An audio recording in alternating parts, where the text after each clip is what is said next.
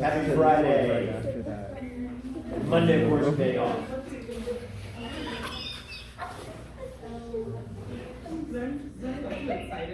I just missed that intro with the recording. Okay. All right. Like I said, our brief, just minor tour through classical mechanics, just to argue that we're going to be using these things. And what we began with is that in classical Newtonian physics, which we're going to depart from, we found one of the postulates of this force is mass times acceleration. Of course, acceleration is the second derivative position with time, which, by the way, we will be using commonly an mx dot dot. If I put a dot over a variable x, y, or whatever it might be, that means the time derivative. If a double dot is the second derivative. If I were to put an x hatch, which we'll see from time to time, that is a spatial derivative. We will get to that, not too much on that. But we use the dots and double dots because they're convenient. All right, so from classical Newtonian mechanics, mass times acceleration is the force, but also in energetics, the force is also the negative of the potential energy with respect to position. Therefore, they are equivalent.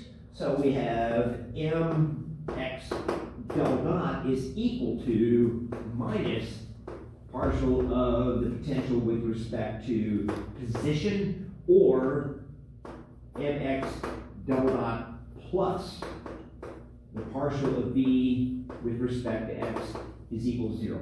This is a set of what we call Newton's equations of motion, okay? And we can solve Cartesian systems through this. We'll have a couple of systems that we will be solving using this type of mechanics so that we later can compare them to what quantum mechanics says, and we can, negotiate any sort of discrepancies. So let's do a very simple example of this. So this goes back to your general physics. This is redundant, repeats itself, says things over and over again. I apologize.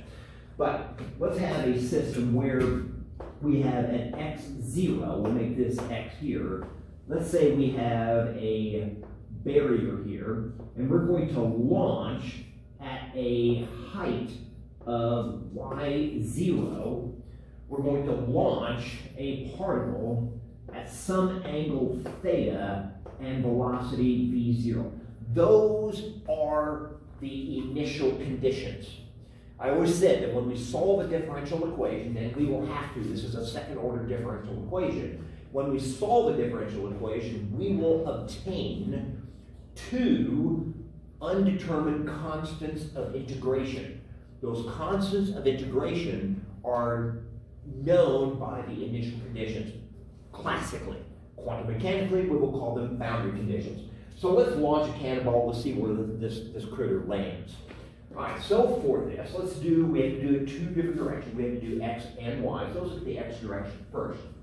For the x direction, I have m, and I'll go ahead and write this out, d2x dt squared plus, now, we need the potential energy with regard to the x, the change of potential. Well, there is no potential energy in the x direction. The only potential energy that exists when you launch a cannonball, if you ignore things like air resistance and things along that line, the only potential that exists in our system is that of gravity. So potential energy is mgy. So there's no potential in the x direction. So this is plus 0 is equal to 0 according to Newtonian mechanics. Well, with this, of course, the m, we can just cancel everything out. We can divide everything through by m, and it goes away. Now, starting to do my integration. This is a simple differential equation. We can do a separation of variables. So doing the first integral, I see that d dx dt then is equal to 0 dt. So I brought a dt over, and we will integrate. So this, of course, will give me dx dt, which is the velocity in the x direction. That's what it is, position with time. And that's equal to 0 from this, but plus a constant of integration, which I will call C1. Okay? So at this point, we say, all right, we go to the initial conditions and ask, what is the velocity at the very beginning? Well, if I have a velocity v0 at an angle theta, plane polar coordinates says that in the x direction, this is v0 times the cosine of theta. In the y direction, it will be v0 sine theta. Okay? So in that case, so we know from applying initial conditions that this is equal to v0 times the cosine of theta. Okay? All right, well now we know the velocity. And so all we need now to do is find out what is the position with regard to time. So I will do another separation again. So now dx will be v0 cosine theta dt, separation of variables.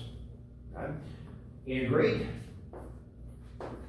And we will end up that, so let me just kind of write these all in place. We have now vx is v0 cosine theta.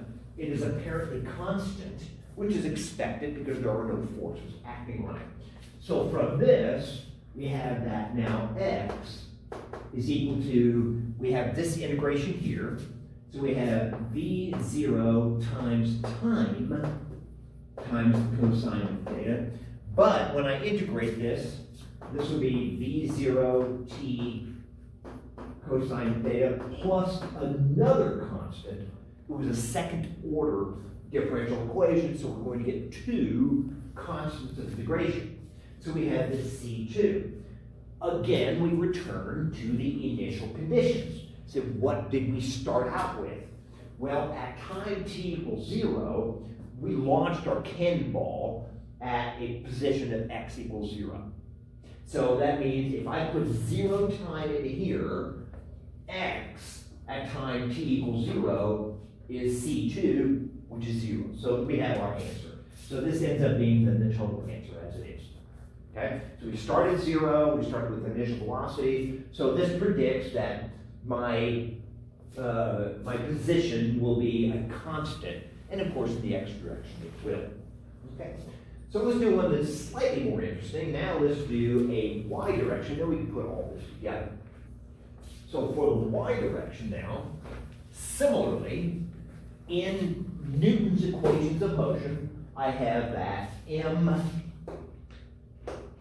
d2 now y dt now plus, okay, the equations of motion says that take m, this is y double dot, that's the second derivative. Now I have the derivative of the potential energy with respect to y.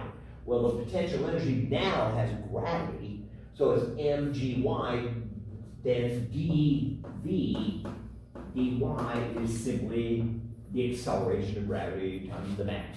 Okay, so mg. So this has plus mg now is equal to 0. Okay? This one patterns exactly what you will do in homework problem number 1.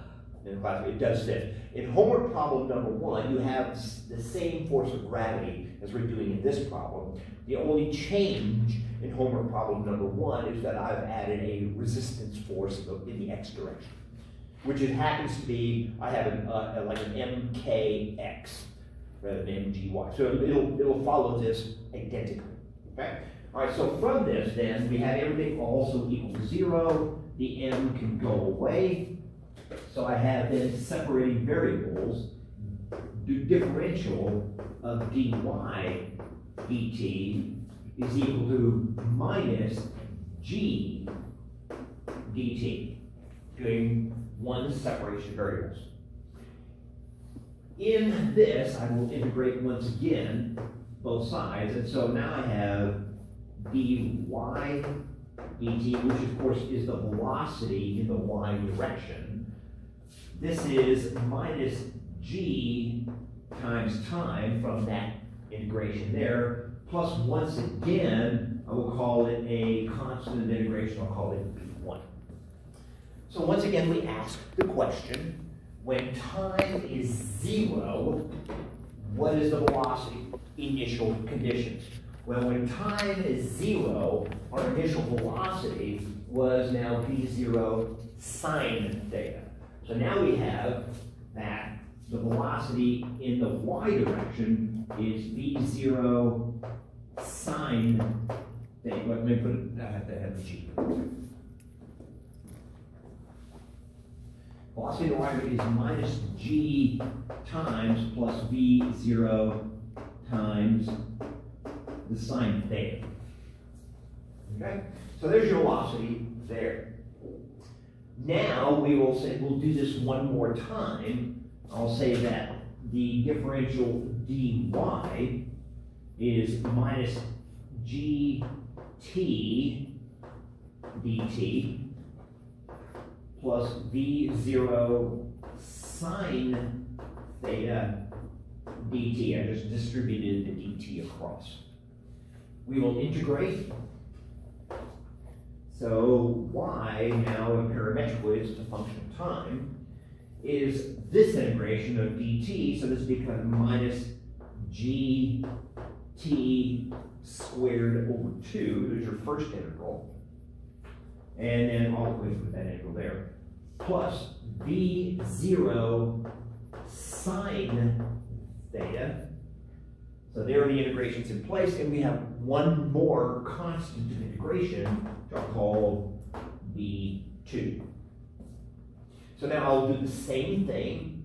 I'll say, all right, when, this is V0t, sorry. That way you give me a look. You gotta give me a look. I said, oh, I said that's wrong. So V0t sine theta. All right, so now if I set t equal to 0, that's 0, that's 0, so your initial position y is v2, well, our initial position y was y0. So we launched our cannonball from an elevated platform. So that is y0, so now we know that y is minus 1/2 gt squared. And we have our initial velocity v0t now times, cosine to the sine theta, I'm sure I had that right. Now plus y0. So now we've completely determined what the positions x and y are, we start asking some other questions. So I have this cannonball. Now, in the example I have, the cannonball is fired from a 150-meter high hill, so there's my y0. It's at an initial velocity 500 meters per second, and I shot it at an angle of 35 degrees. So I say we produce expressions for the x and y positions, and now we can do things like, well, how high will that cannonball go? Well, now we're just doing just kind of logic problems at this problem. Well, the cannonball, when it reaches its maximum height, then the velocity in the y direction would be 0. Great, so it goes up, comes to a stop at its maximum height, then it begins to accelerate down. So at maximum height,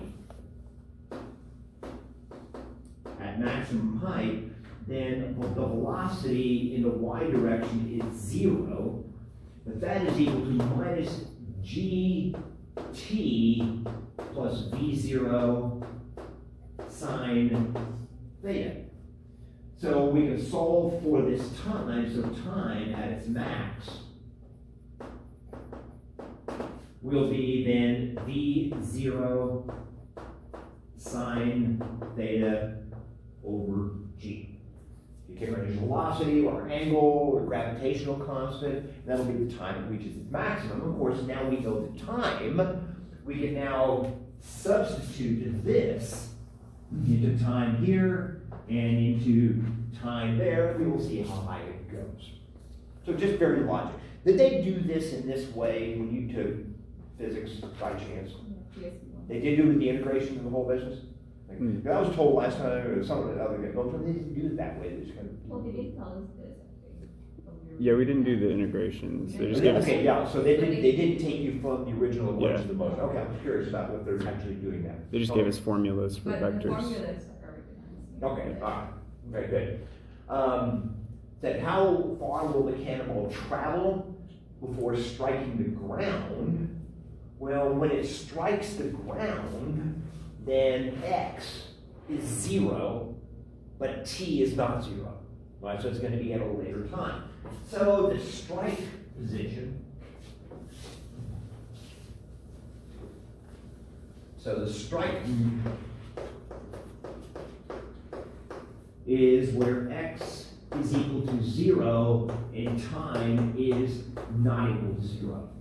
Well, we have our equations of motion, so 0 is v0 times t times the cosine of theta. So the time at which it strikes the ground is equal to then, oh, what?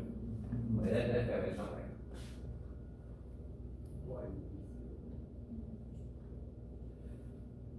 I'm doing something, what am I doing wrong here? Oh, y, I'm sorry. Not x, y is 0, excuse me. So that's what I did. So I had this y equals 0, t. Apologies for that. So y then is 0. That is 1/2 gt squared, and v0 t sine theta plus y0. That's simply a quadratic equation.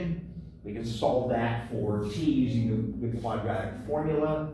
So the temperature, or the time, is the minus, v0 sine theta. Then we have a plus or minus, whichever one. It's going to be a plus because we have to have a positive number for that. The square root v0 squared sine theta squared minus 4 times a, this is minus, so it's a plus 1/2 g times c y0 over g. So we'll get with that as well. So it's just simply a matter of just kind of doing the mechanics on it. Well, let's take a look at it. And so here's everything is just we've mentioned. This is all the details. And for the here, I put in all the values. So the time that it strikes the ground, it turns out 9.181 seconds. And then, of course, once you know this time, you just put it into this distance here. You get your distance down the line. Yeah. And the denominator of that t, what happens to the 1/2? Is it still on there? Remember, but it was divided by 2a. Oh, okay. Yeah, so the two cancels from there. So what's it? So this is the a case of what are called deterministic. So let's do.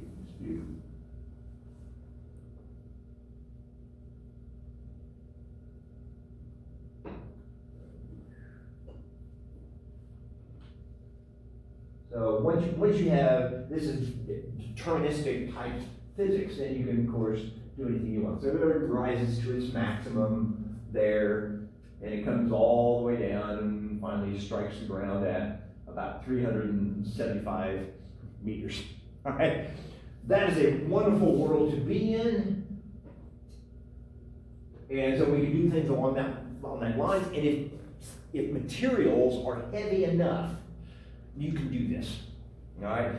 However, when we get down to the quantum world where things are too light, this utterly fails. That doesn't mean we can't use it. We've been able to launch satellites and slingshot them around orbits and send them exactly where they want to be, to the moons of Saturn or whatever we want on these. It works absolutely perfectly. For electrons, not so much. Okay, so this is then classical. Now here is, for these classical or Newton's equations of motion, there is a disadvantage to them. The major disadvantage is that they can only be used in Cartesian coordinates, okay? That is a difficulty. So there is, and we will do, oh, by the way, before I go on this, there is this homework problem number 2 is I have given for you a particle that's sitting attached to a wall via a string, a spring. So in this, you have, put this here. There we go. This spring will follow Hooke's law. Hooke's law says the potential is 1/2. You have a force constant. If the force constant is a very, very large number, you'll get a very high frequency, low amplitude vibration. If it's a low number, then it'll go backwards up. That's how we're going to determine that for molecules.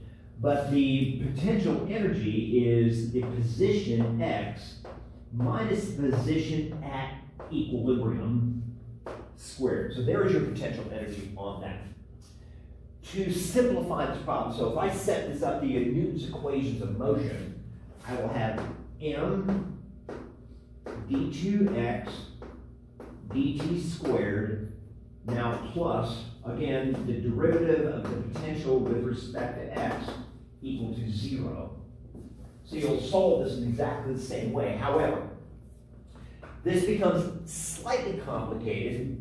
This gets a little bit, tedious by including the x minus xe.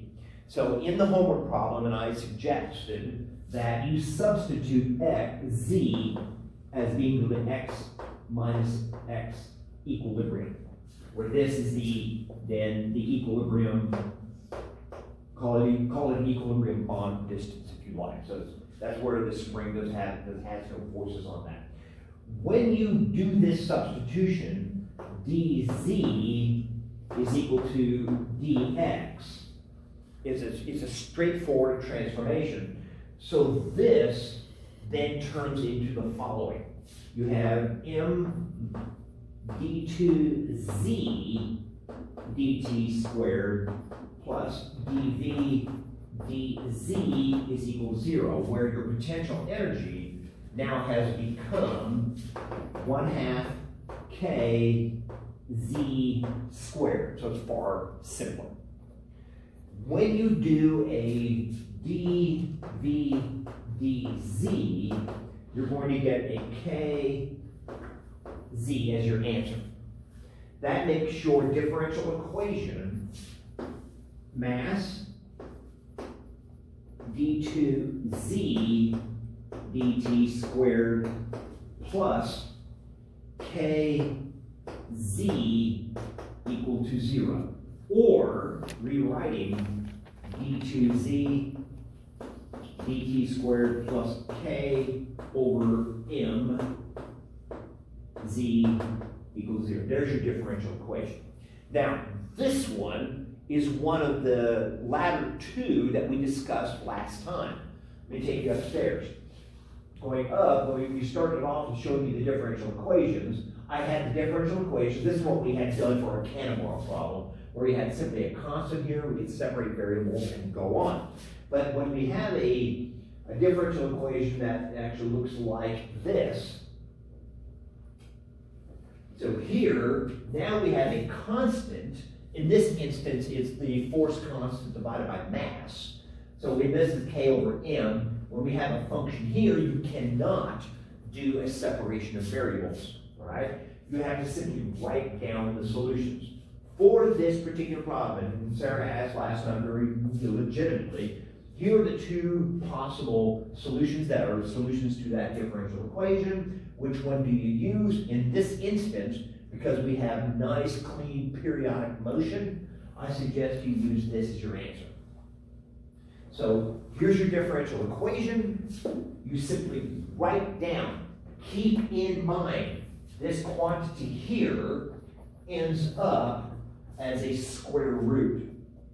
So using this as your solution, you're going to have z now as a function of time is going to be an a times then cosine of the square root of k over m times t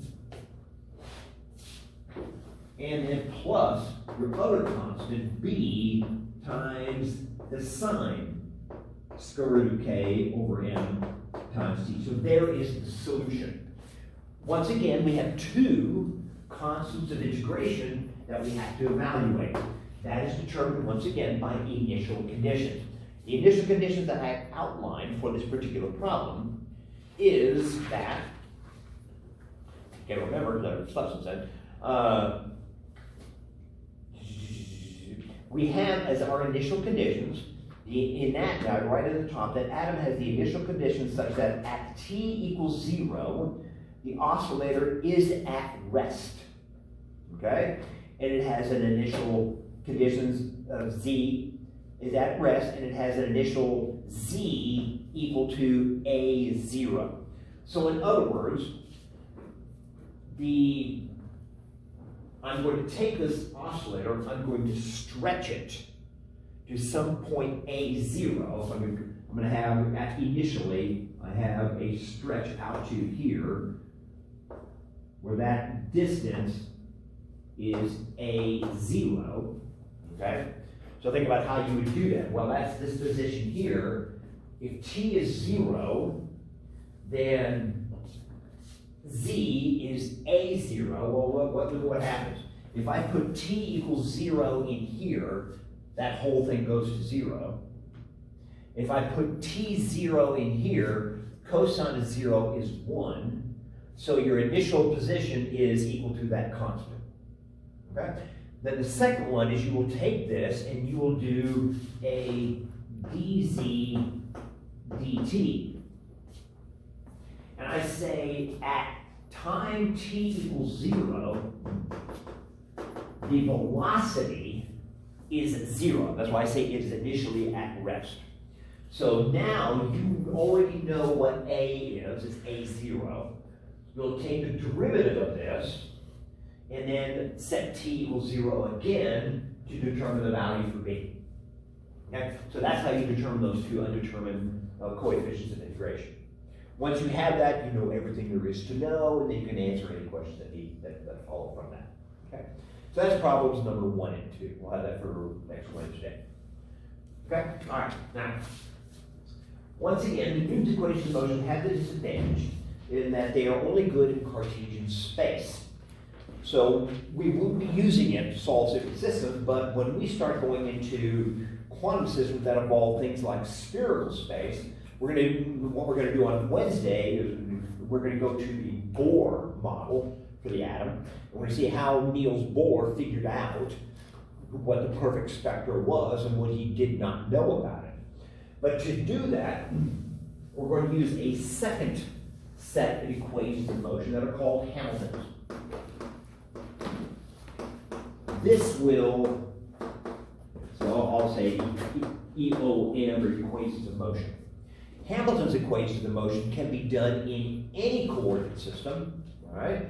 And so what we will be doing is when we solve quantum mechanically, we're going to find Hamilton's equations of motion transformed into wave equations. That's what we're going to be using. So the Hamiltonian comes apart.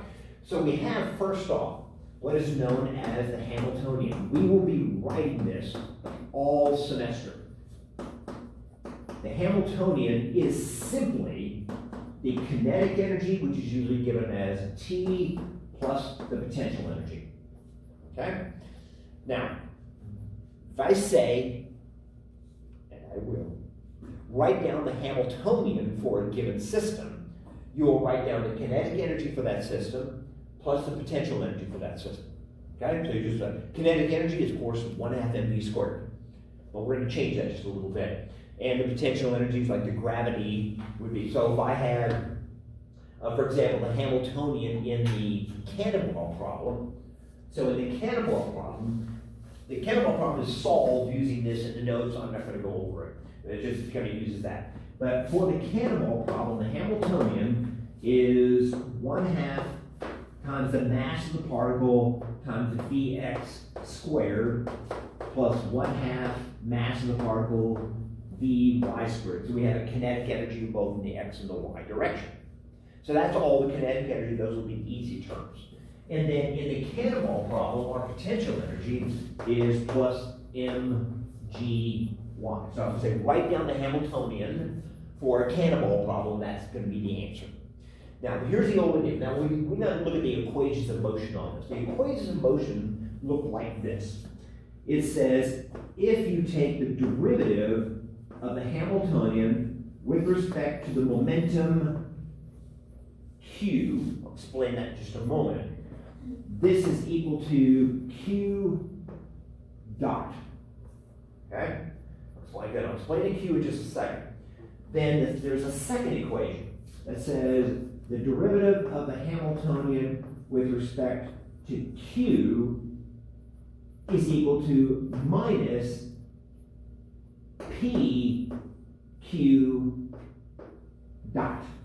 All right, now q is a general term for any coordinate. For example, if I solved this for the cannonball problem that we just had done, then q will be x and y.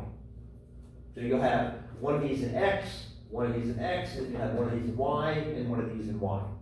So q is any general coordinate. If I solve a system, for example, in plane polar coordinates, then the q would be r theta. If you were spherical, it would be r theta phi. All right? So q is any coordinate in general. Now, this has two things that work with it. One, it can be used in any coordinate system you like, which is very nice. Secondly, whereas the Newton's equations of motion were second order differential equations, you had a d2 z dt squared. Here you have two first order differential equations. So you have to do twice the work, but each one is half the effort. So in other words, you solve two differential equations twice. So for the cannonball problem in x and y coordinates, you would have 1, 2 for x, 3, 4 for y. So you'd have 4 first order differential equations to solve. Okay, so that's how that works. Now, again, when we do the cannonball problem, and I do have it, it's just kind of an illustration how that works. And the Hamiltonian has units of, like in general? Energy. So Energy. It goes energy, yeah, because you have a kinetic energy, potential energy, so they'll be having energies of joules. And that's going to be the key point in finding out the energies for quantum systems, we will see. So here is then, I've redone, like I said, we might go over it, I'm going to kind of deal with it, but this is now a classical system where I've written down, here's the Hamiltonian. Now notice that the Hamiltonian, the kinetic energy is written in terms of momentum. This is necessary because to solve Hamilton's equations of motion, to find the velocity, I need to take the derivative of the Hamiltonian with respect to momentum. So I have to represent then the Hamiltonian kinetic energy in terms of momentum rather than velocity. Well, in this instance, the momentum is mass times the velocity. So you will see that momentum squared over twice the mass is m squared v squared over 2m, or 1/2 m. The kinetic energy term of 1/2 mv squared is equally represented by the momentum squared over 2m. In Cartesian. Okay, now what we need to do, because what we're going to do when we come back Wednesday, is we're going to look at the Bohr model. Well, the Bohr model is not Cartesian, it's spherical. And actually what he did, because we didn't have to worry about third dimensions phi, he did it in kind of plane polar, which gave him exactly the correct answers. So for the Hamilton's equations of motion, since they are available, we can use these in plane polar coordinate systems. We need to come up with kinetic energy terms and the Hamiltonian in spherical systems. Once we do that, we'll come back on Wednesday, solve them, to see what Niels Bohr did. So let's transform this into spherical coordinates. when you do the first order differential with respect to momentum, your answer is the coordinate system itself? It is the velocity of the coordinate. So if the cannonball problem, if I take the derivative of the Hamiltonian with respect to momentum in the x direction, that gives me the velocity in the x direction. If I take the derivative of the Hamiltonian with respect to x, it gives me the negative of the momentum in the x direction. You see? Now, that goes as well for r and theta, which we're about to do. If I take the derivative of the Hamiltonian with respect to momentum radially, I'll get the radial velocity. Okay, so they're in distances. Correct, correct. All right. So we need to do just a quick little transformation. And what I will do is we'll do this in plane polar coordinates so that we can apply it to the Bohr model. In plane polar coordinate system, x is equal to r times the cosine of theta, and y is equal to r times the sine of theta. Now, our kinetic energy in this is typically is 1/2 mvx, let me put it this way, x dot squared plus 1/2 my dot squared. That's kinetic energy in the x and y direction. I need to transform that into plane polar coordinates. So I need x dot and y dot as r and theta. All right, so let's do that. For this, x dot, okay, is going to be, the first is I'll have r dot times the cosine theta. Then I have minus r sine theta, theta dot. In other words, I did the second times the derivative of the first plus the first times the derivative of the second. It gives you that. X dot squared then is then r dot squared cosine squared theta. Then I have an r squared, I'll put it this way, theta dot squared sine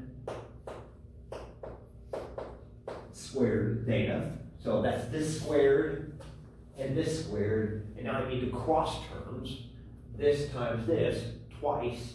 So I have a minus 2r dot theta dot sine theta cosine theta. So here is the time derivative of the position, and then squaring that, since that expand that out to the result. Let's do it again for y, and then we'll get an interesting result out of it. Y dot is similarly, it's going to be, of course, r dot sine theta, now plus r cosine theta, theta dot in a similar fashion. Okay? Now we need a y squared, so we square it. So y dot squared, that becomes the first term, r dot squared sine squared of theta. Then I have this term squared, r squared theta dot squared cosine squared of theta, so there's that term squared. And again, I have this term times this term twice, but because it's a positive sign, I get positive 2r, r dot, theta dot, sine theta, cosine theta. So there's x squared, dot, x dot squared, y dot squared. Now we need to have what is x dot squared plus y dot squared. Now let me add these two things together. If I add them, okay, here I have an r dot squared in both terms. I have sine squared theta plus cosine squared theta, which is 1 by trig identities. So this becomes r dot squared for that term. Here I also have another trig identity. Sine squared theta was close to squared theta, that's 1 as well. But now I have plus r squared theta dot squared. The last term, these two are absolutely identical, but one has a positive, one has a negative, so they subtract out beautifully. So this then, we can write then our kinetic energy is 1/2 m r dot squared plus 1/2 m r squared theta dot squared. So we're almost home. One more step and then we're done. When we come back, we can use it. For this, we need to have that, which are now expressed in radial velocity and angular velocity. I need it in radial momentum and angular momentum. Okay? To do that, I recognize from our classical physics and just dimensions that the derivative of the kinetic energy with respect to r dot is equal to PR dot, and partial of this with respect to theta dot is the angular momentum time derivative. Oh, I'm sorry, not momentum, no dots on that, sorry about that. Oops. Get extra dot there, get rid of the dot. All right, so that's what, so we now know that PR is a derivative with respect to r dot, which just ends up being mr dot. And the momentum theta is the derivative of that term with respect to theta dot. That ends up being mr squared theta dot. Now you just do a little bit of algebra and we're ready to go. We will see that if you look at, just like in the other term, PR squared over 2m, when I do this, it becomes m squared r dot squared over 2m. The m goes away, so it becomes 1/2 mr dot squared. So there's your kinetic energy term here. So this term can now be replaced by PR squared over twice the mass. I have a question. Yes? In our Hamiltonian expressions that we have on the left side of the board with the dH over dq, is that what we're using over here? Or No. are we using the dH? No, we've not gotten there yet. We've not used Hamilton's equations of motion yet, except for that cannonball problem. Right now, we're just transforming the kinetic energy from velocity into momentum. And all I've done is kind of, and I'm doing that by using if you take the derivative of the kinetic energy with respect to velocity, you get momentum. Yeah? Why is it that when we transform it, it becomes half x? Like, why isn't it just a straight substitution for like r cosine theta or r sine theta? Why is it the first order differentiation? Because you have to take the derivative of it. You have to do time derivatives. If you were doing a coordinate transformation, I would agree with you. Oh, okay. Yeah, and so if we had something like 1/2 x squared, then it would be a one-to-one transformation. But since we had to do the time derivative, we had to kind of go through all that nonsense. Okay. For the last one that we're done, you can show that p theta over 2mr squared. Let me do that one. Here's your p theta, that's m squared r to the 4th theta dot squared over 2mr squared. We have an m that goes away. We have 2 of the r's that go away. So we got 1/2 mr squared theta dot squared, which is equal to that term. So this second term can be represented by p theta over 2mr squared. So p theta squared over 2mr squared. So there is now the kinetic energy term in the plane polar coordinates. Of course, we could generate one that's spherical, which we will when we look at spherical systems. But then we would add to that a potential energy, and now we have the Hamiltonian, and we can apply these, which we will, and then we will find all of our answers. Okay, so our Hamiltonian now in our plane polar system is PR squared over 2m P theta squared 2m R squared plus a potential that has to be in R and theta. So here's what we will do. When we come back, we will find that Niels Bohr, for reasons he did not know, said the electrons are in fixed orbits. Well, if an electron is in a fixed orbit, what is the momentum radially? 0. It's not going out, it's not coming back. It worked, he did not know why. Then what he did, he says, well, the angular momentum is going to be a quantum integral. It's going to be a quantum integral of a constant that was being evolved at that time. Again, he didn't know why, but it worked. So It worked for hydrogen, wasn't it? it was only for hydrogen alone. Because once you have multiple electrons in place, things get much, much more complicated, as we will see in the atom system.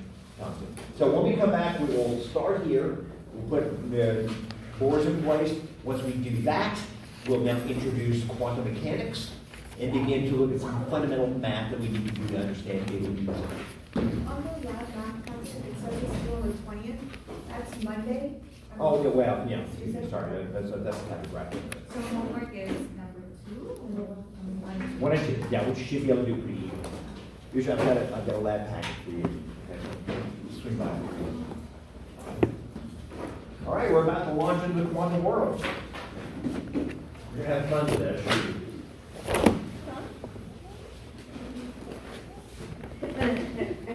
That's what it is, okay.